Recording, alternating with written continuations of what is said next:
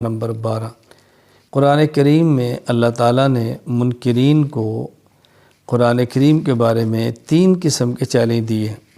پہلا چیلنج یہ تھا کہ تم اس قرآن جیسا قرآن لاؤ۔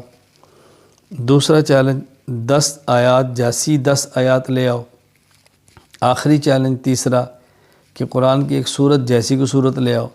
تو یہاں 12ویں پارے میں جو چیلنج ہے وہ 10 صورتوں کا ہے کہ تم قرآن کریم کی 10 صورتوں جیسی 10 صورتیں لے کر آؤ، وہ تم نہیں لا سکتے، تو پھر سمجھ لو کہ قرآن کریم برحق ہے اور تمہارے الزامات اعتراضات سب جھوٹ ہے۔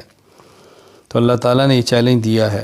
سب سے اہم یہ ہے کہ پارہ نمبر 12 میں اللہ تعالیٰ نے انبیاء علیہ السلام کے واقعات کو ذکر فرمایا ہے۔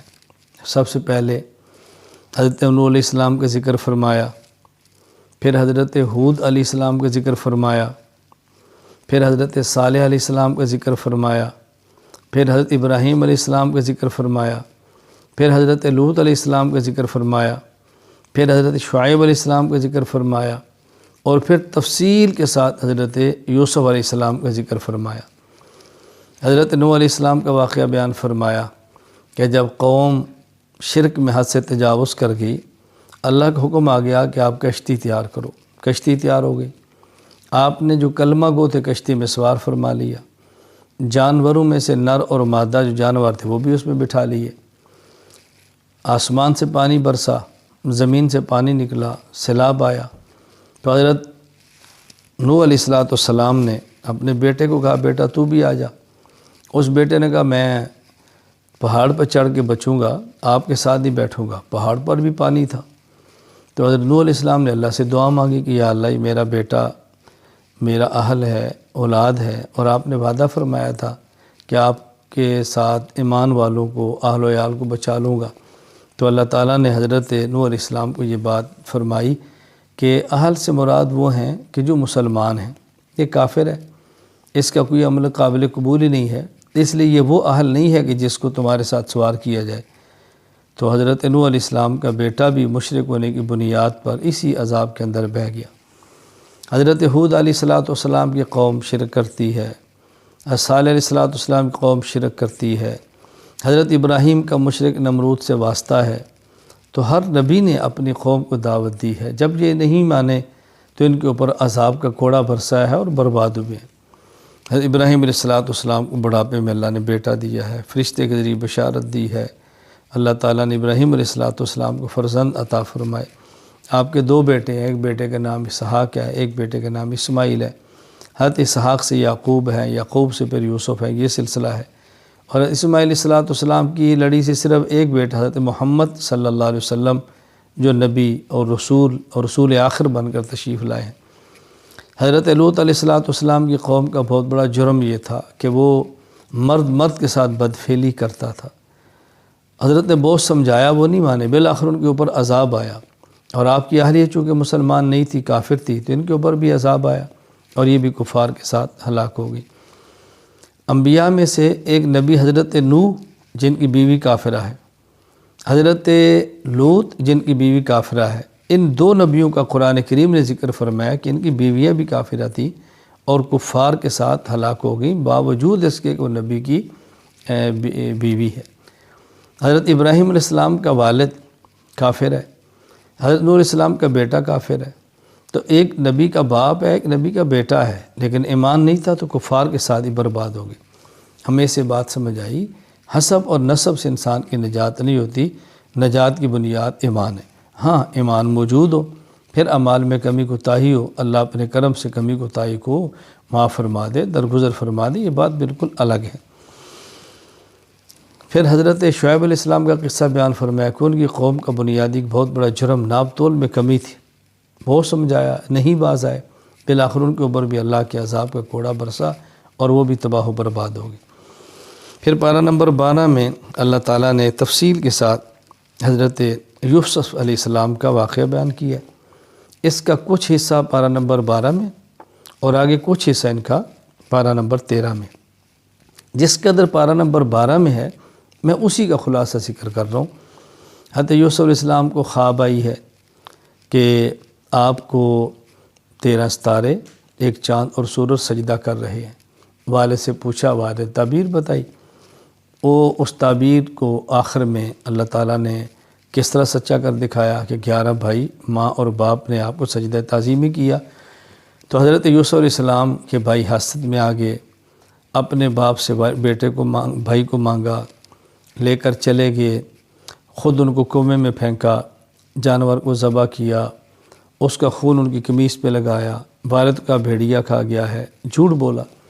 یوسف علیہ السلام گزرتے قافلے نے اٹھا لیا، ان کو مصر میں جا کے بیچ دیا، عزیز مصر نے خریدا، اس کے گھر میں بڑے ہوئے، اس کی بیوی زلیخا ان پر فریفتہ ہو گئی، بہت کوشش کی، ان تہمت لگا دی۔ یوسف علیہ السلام اس تہمت کی وجہ سے جیل کے اندر گئے ہیں اور ایک عرصہ جیل کے اندر گزارا ہے، اور زلیخا الزام لگاتی رہی۔ اللہ تعالیٰ نے ایک صفائی کا موقع آپ کو دیا جو آخر میں بات آئے گی۔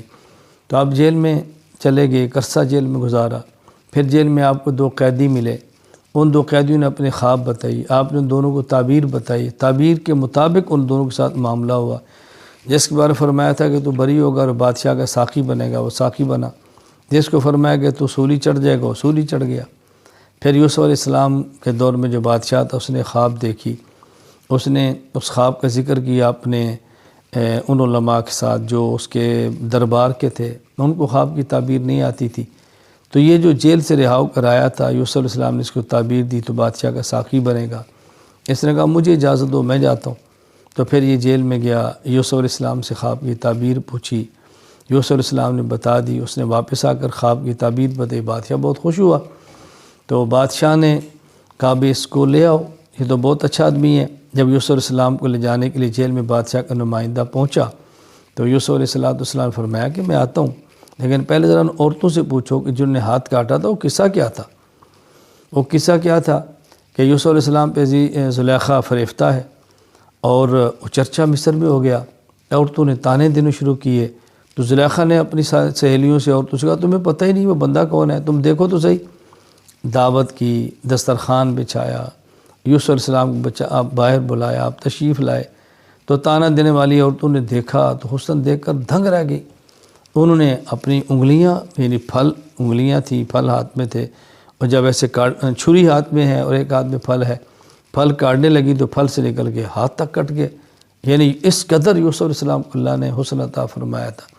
تو حضرت یوسف علیہ السلام نے بادشاہ سے فرمایا کہ ذرا قصہ تو تحقیق کرو، ہاتھ کیوں کٹے تھے، مصر میں کیا ماجرا تھا۔ تو جب تحقیق کی تو یہ بات کھل گئی کہ یوسف علیہ السلام بے گناہ ہیں، آپ کا قصور نہیں ہے، قصور زلیخا کا ہے۔ تو پھر زلیخا نے بھی تسلیم کیا کہ میرا قصور ہے، ان کا جرم نہیں ہے، میں نے گناہ کیا، میں نے کوشش کی تھی، لیکن یوسف نے اپنے آپ کو بچا لیا۔ اس کے بعد پھر بادشاہ نے کہا کہ ان کو لے کر آؤ۔ یہ پارہ نمبر 13 میں اگلا قصہ ہے، انشاءاللہ وہاں ذکر کریں گے۔ فی الحال یہ بات میں نے آپ کے سامنے عرض کر دی ہے۔ حضرت یوسف علیہ السلام کے واقعے سے بات سمجھ آتی ہے، اپنے محسن کا خیال کرنا چاہیے، مربی کا خیال کرنا چاہیے۔ یوسف علیہ السلام تو نبی ہیں، معصوم ہیں، تو پھر بھی آپ نے جو بنیادی بات کی نا زلیخا کی دعوت کو قبول نہ کرنے کے سلسلے میں، انہوں نے فرمایا کہ دیکھو وہ میرا مربی ہے، میری تربیت کی ہے، میرا محسن ہے۔ یہ ظالم لوگوں کا کام ہے احسان فراموشی، میں جرم کبھی نہیں کر سکتا۔ جرم تو جرم ہوتا ہے، لیکن سمجھانے کے لیے بات آپ نے فرمائی، اس لیے احسان فراموشی کبھی نہیں کرنی چاہیے۔ اور یہ جو مکر و فریب ان نے کیا تھا یہ کبھی نہیں کرنا چاہیے۔ یہاں اللہ تعالیٰ نے عورتوں کے مکر کا ذکر کیا اور فرمایا ان کیدکن عظیم، تمہارا مکر تو بہت بڑا ہے۔ اس کا معنی یہ نہیں کہ ہر عورت کو مکار کہیں، ہر عورت کو مکاری کہیں، مکر مرد بھی کرتے ہیں، اور اس یہاں پر نہیں کیا ہے۔ مطلب ہے کہ بہت بڑی یہ سازش تھی، اللہ نے اپنے نبی کو اس سازش سے محفوظ رکھا، گناہ سے بھی بچا لیا، اور جو الزام تھا آئندہ سے بھی بچا لیا، اور ان کی برات بھی ہو گئی۔ اللہ نے اپنا کرم فرمایا۔ اللہ تعالیٰ اس واقعے سے جو عبرتیں ہیں ہمیں حاصل کرنے کی توفیق عطا فرمائے۔ یوسف علیہ السلام نے جیل میں جانا برداشت کر لیا ہے، لیکن زنا کے گناہ کی طرف جانا برداشت نہیں کیا۔ اللہ ہمیں بھی یہی اپنی ترتیب اور حکمت اختیار کرنے کی توفیق عطا فرمائے کہ گناہوں سے جتنا ہو سکتا ہے بچیں۔ وآخر دعوانا الحمدللہ رب العالمین۔